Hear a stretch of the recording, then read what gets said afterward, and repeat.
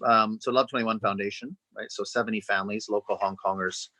And, before the virus, we have about 30 classes per week.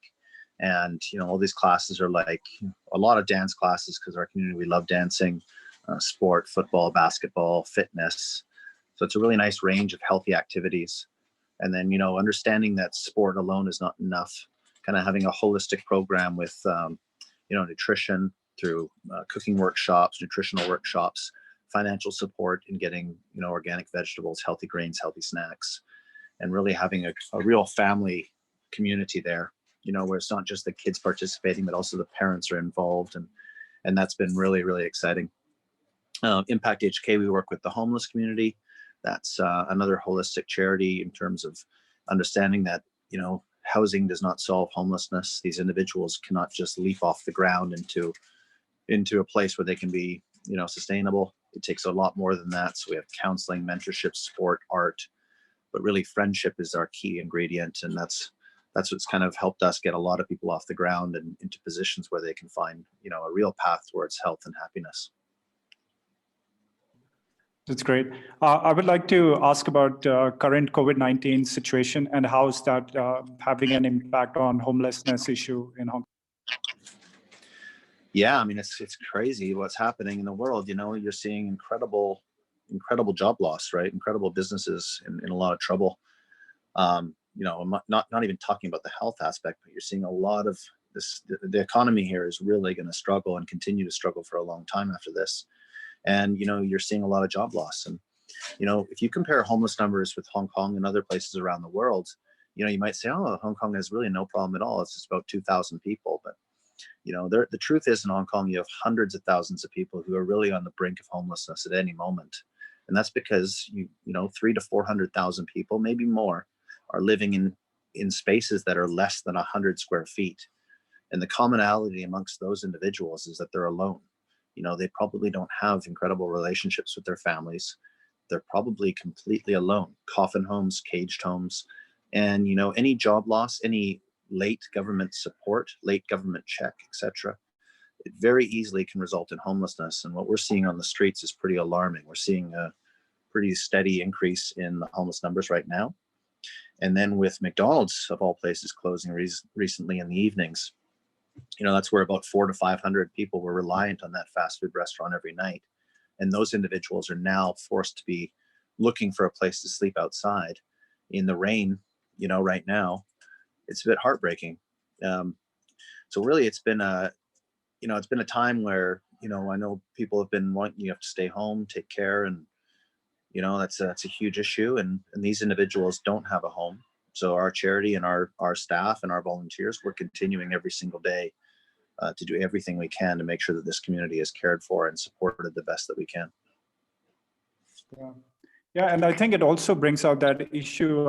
I know in Singapore, because with the work we do at Give Asia, we are finding that with the lockdown, it's actually very difficult for charity staff to go on the ground and to deliver the services in person, because you have to be mindful about not being part of the spread, right?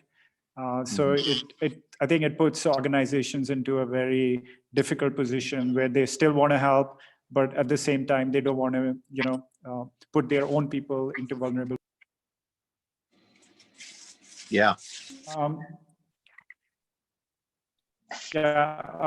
Another thing I would like to ask is how has the support been from corporates? Are you seeing an increase in support in terms of fundraising or in terms of other types of support coming? It's been quite an overwhelming experience in many ways. And another aspect of it is the amount of people and our corporate partners reaching out and saying, this is a time we want to help more. We want to do what we can. There's a lot of people in our community who are always prioritizing care for the homeless and care for the less privileged in our society. And we're always surrounded by those caring individuals. And this has been another example of it. We're getting constant emails of people, trying to help, not just corporates, but mainly individuals, we have artists that are on Instagram saying, oh, I'll draw portraits, I'll do portraits of you for $500 if you donate that to Impact HK in support of the homeless. And just an example of really cool initiatives like that, of just people all coming together. And it's a tough time, but it's it's one of these moments when you have this, through this tough experience, we're all going to kind of come together, and hopefully there's going to be some good results at the end of this once this virus goes away. And I would actually want to ask you about your journey in terms of starting Impact HK and also continuing it. Because I think anyone who has been in Hong Kong, they have definitely seen those quite alarming images of like old people on the street, like, pushing garbage box, and like, it just is painful to watch, right? And I think you're someone who basically decided to, I think you left your previous job as a teacher and you decided to go all in. Was that a slow process, or was that one day you decided that you're just going to jump into it? Because I'm asking on behalf of young change makers, or like change makers in general, who have been like looking at a social problem and thinking about what's the best way to start solving that. Yeah, no, it's well, speaking of seniors on the streets, I mean, I personally, when I see that type of injustice and that type of situation where elderly people every single night and every single day reliant on digging in garbage to get enough food for the day, 80-year-old women with complete body pain, lugging around rubbish and recyclables, doing such hard work, at like 10 p.m. at night. This is just not acceptable. When you see stuff like that, you just can't accept that. That should never ever be accepted in society anywhere. And as a teacher, I fell in love with Hong Kong and loved working in the schools and working with the youth there. And I just loved that experience, and getting involved in charity work quite early with the Down syndrome community, and them doing what they do best, and bringing out love and bringing out the best in me. They changed my life, and I fell in love with doing charity work more, and then kind of created a bit of a movement here. And then through that movement, now we can really save lives. We can really change lives, and not just the lives of the individuals we get off the streets, or the lives of the Down syndrome and autistic community, but we're also working in changing volunteers' lives, and giving people an opportunity for them to learn the importance of caring for other people, the importance of using their love, their kindness to help people. And it's been just an incredible experience. We've had 5,000 volunteers for Impact HK so far. It looks like we'll have another like 4,000, possibly 5,000 volunteers this year alone.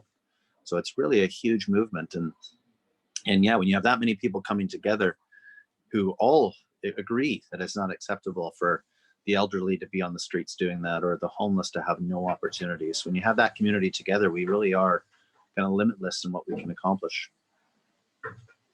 That's amazing. Can you share more about like how did the idea of Kindness Walk happen? Was it organic, or was it part of your your vision and your model? Yeah, well, I had a friend I was involved with the Down syndrome community. I've been doing that for about almost 13 years in Hong Kong, working with them. And my friend knew I liked doing charity work, and he just asked me to go with him to Tung Chau Street Park in Sham Shui Po, which is quite a big homeless population there. And we just went in, carried the food in, passed it out, and it was quite an eye-opening experience, quite shocking. And then I decided to just invite my friends to go back with me once a month. And it was after a few months, it became pretty popular. Kind of where you had too many people one night. We're like, well, maybe we should go to twice a month. And then again, too many people, and just kept on expanding. But then the key early on was really in being open to learning and open to adapting, and really seeing really clearly that these individuals, what they need most is really friendship. It'd be very easy for me to go into a park where there are homeless people and say, hey, you can go and apply for public housing. You can go to this place and they'll help you. It's so much more powerful when I could get on a one-on-one level with someone and say, hey, let's go there together. What are you doing tomorrow at 4 o'clock? Can we go Why don't we go there together? If you can get on a friendship level with somebody, it's so much more powerful in terms of helping someone off the streets, because at the end of the day, if a job or a home is not going to give someone the hope to get up off the ground and just leap into the future, that hope does not come from a 120 square foot box. Hope does not come from a cleaning job that's 7 days a week. That's just not how it works. Hope comes from your heart. Hope comes from that excitement of your future. And who wants to be excited about a future that you're alone in? Why would you want to have a life that you're going to be completely alone in? So it's really it's really all about that. I keep losing my track. I'm doing the Zoom call on my phone, and it seems like about every 5 seconds I've got somebody calling in here. So that every time the phone rings in and the whole screen goes blank, and it's like deny, decline. It's one of those Mondays. But we yeah, won't no, we it's won't take, we won't take too much time. I think another 15 minutes and so. no, Jeff, I'm not. No, I don't want to rush you. It's just you notice me losing my train of thought. Yeah. Sorry. What about the transformation you have seen for volunteers? What has happened in that side of things? People who did not expect what they would gain themselves from participating in these kindness walks. Do you have any stories to share? Gosh, the volunteers. I mean, that has been something that has just always been such an amazing, blessing, really, in this whole thing. Is I just meet so many nice people. I mean, you got people writing you all the time who are just so kind, and they're always like, "Oh, what can I do to help? I want to help," and they do help. They don't just say it; they jump in, they get involved, they take charge, and working with volunteers has just been something I was never trained on doing or never thought about in my life before. But I'm also trying to learn how to do that better. I really like to focus on a couple of aspects when you work with volunteers, and that's of course they need to be acknowledged for their time. They're dedicating time of their own free time to go out and help people, and they should be acknowledged for that. And we want to definitely make sure that when they do that and they spend that time, that they're doing something that's meaningful. And I find one of the best ways to make it a meaningful experience for volunteers is to give them ownership of something, to give them something that they can use their skills and their heart and talent in, and they can attack it. And you don't want to put people in volunteer positions where you're like, oh, no, can you put that over there? Thanks. Oh yeah. Oh, after that, can you do this? And you start getting in these types of situations, and it's painful for everyone. The best thing you can do with a volunteer is really give them an opportunity to just go for it and attack it. And that ownership that they have, that really does bring the best out in volunteers. And I think that's why you see such great volunteers that we have, and they keep coming back for more. This is one question which always comes up with change makers, which is this idea of being sustainable and figuring out how to make it a sustainable enterprise so that in some ways it can continue to go on even in future, right? So I wonder, what has your way of what have been some of the frameworks or some ways in which you approach this issue around sustainability, financial sustainability? Yeah, I think it's a huge thing. All charities seem to have the same issue. How do you get the funding to come in? I do not like begging for money. I don't want to be in a situation where I've got to constantly be writing proposals. It's just not my thing.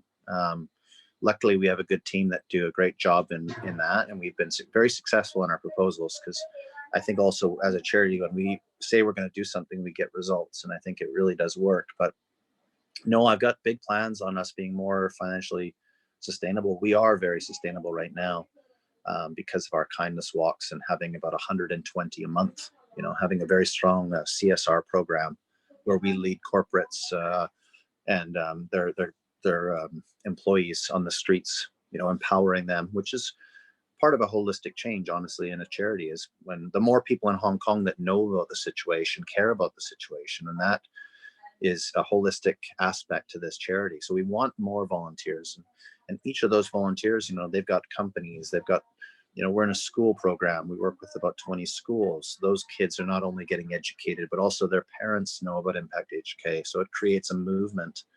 And the more people you have in this movement, the more sustainable you are. We're moving into creating a lot of jobs through our own companies. So we're opening up a secondhand clothing coffee shop right now.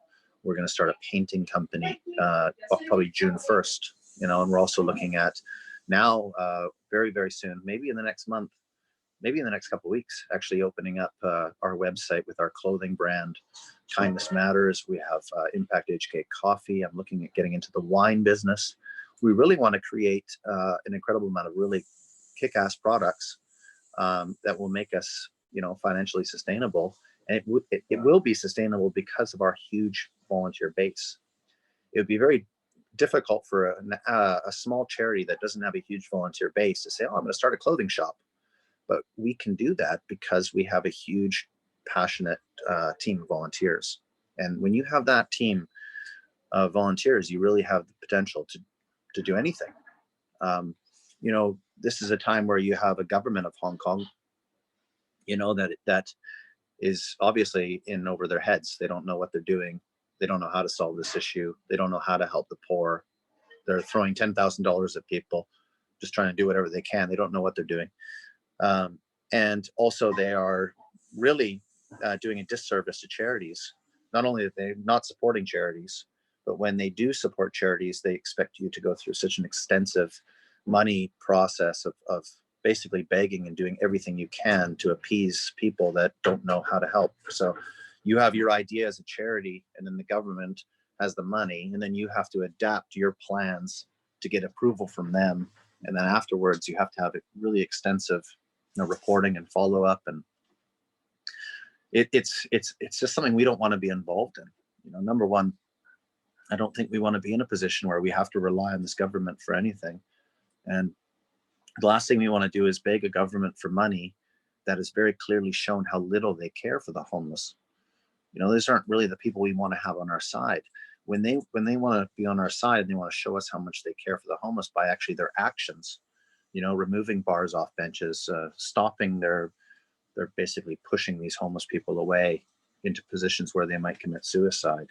When they start getting more in line with us, when they start coming to us and showing us, hey, we really care about this community, let's work together, then we'll be like, okay, let's do it. We've got the heart, you've got the money, let's make a smart plan.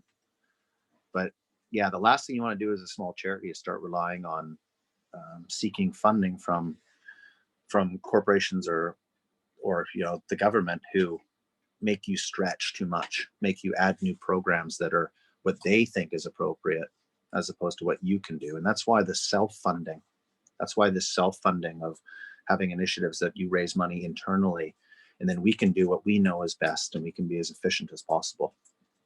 It's a long answer for that. I kind of get all over the place, but yeah, I think that's great. Yeah, I think it's great to know where you're coming from, because I totally agree with you that you being on the ground are best positioned to understand what are the challenges and how to tackle those challenges. As you increase the number of volunteers in your organization and you have more and more stakeholders, do you have certain values that keep everyone on the same page? And do you communicate those values frequently? How do you go about making sure people are living with those values? Yeah, that's why we have that hashtag Kindness Matters. We put it out there. Our social media is all about kindness. It's all about proactiveness in treating people the way you'd like to be treated. That's pretty much our messaging on everything. We don't judge people and waste our time blaming people or criticizing people. We see how we can empower them. We see how we can give them an opportunity. But you do, once in a while, you get volunteers who come out who don't really know Impact HK. They don't really know that. They're not really following our Facebook page religiously, like you should be. And they sometimes will, they'll come on a walk and they'll be like, oh, why doesn't he just get up and get a job? And you're like, whoa, you didn't see my last 10-minute video on Facebook about that? But for the most part, all of our volunteers, the reason that they're coming out on a Tuesday night in the rain or a Wednesday night is because they care. And we very, very rarely ever have a volunteer who doesn't get it.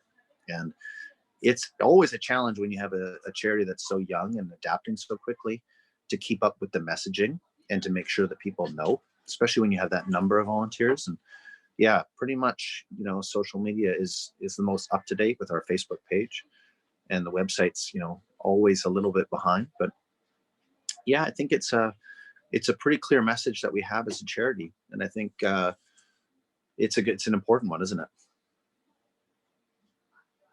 Yeah, I totally agree. I think it's very important to have like a guiding principle in which is kindness matters in your case. Uh, Last question I want to ask you, Jeff, is balancing between your work and like your family. Obviously, like, you know, you're very passionate about this, and I just want to get some tips from you. And I think other change makers would also want to get some tips from you that while you're super passionate about your work, how do you, you know, make sure that you're not sacrificing on your personal, like, you know, well-being and your family? And how do you kind of bring those two together? That's a good question. Everything's fine. I'm just doing great over here. Yeah.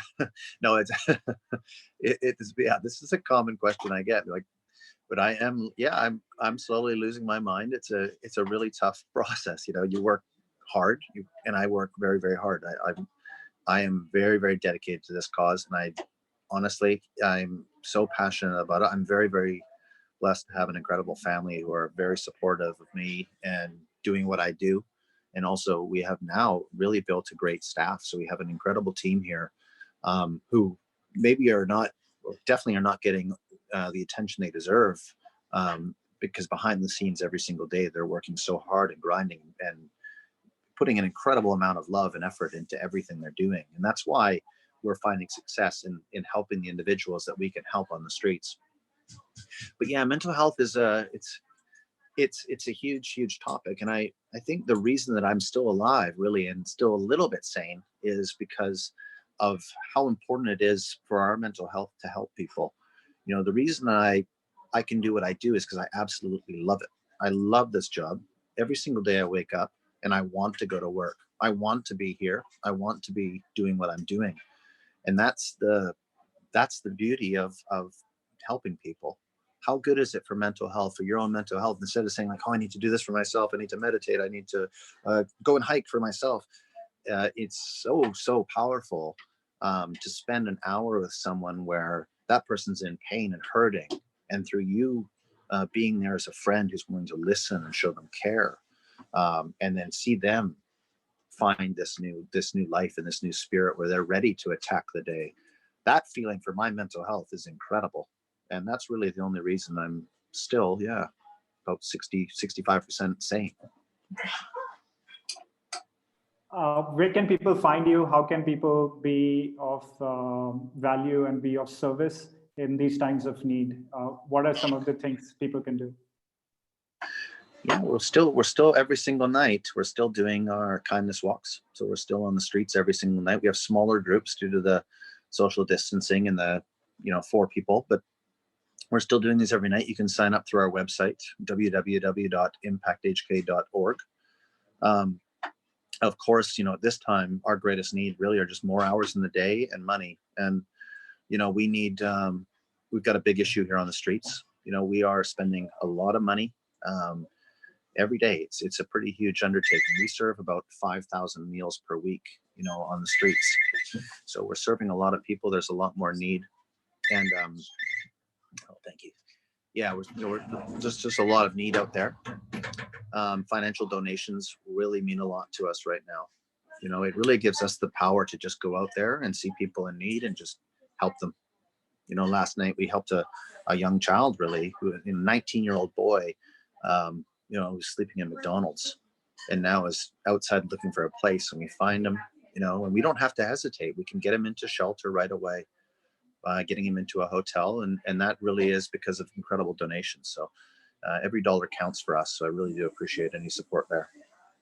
Yeah, no, that I love that quote. If you could be anything, be kind. I think kindness matters it's just such an important thing at this time. It's a time when you have this pain around you and this fear around us, right? It's so important that we think about caring for others, and we think about, being kind to our neighbors, you know, caring for the people who are the least fortunate in our society. And I think that's just so important. It's just always got to be ingrained in us to be, you know, nice to people, because you never know what someone's going through. You never know what they're facing, the pain that they're in. You never know. And the very least, you know, at the very, very least, we could be kind to them.